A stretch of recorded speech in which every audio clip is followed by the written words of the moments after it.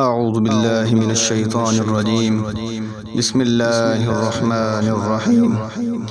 لا أقسم بهذا البلد وأنت حل بهذا البلد ووالد وما ولد لقد خلقنا الإنسان في كبد أيحسب أن لن يقدر عليه أحد يقول أهلكت مالا لبدا أيحسب أن لم يره أحد ألم نجعل له عينين ولسانا وشفتين وهديناه النجدين فلاقتحم العقبة وما أدراك ما العقبة فك رقبة أو إطعام في يوم ذي مسغبة يتيما ذا مقربة أو مسكينا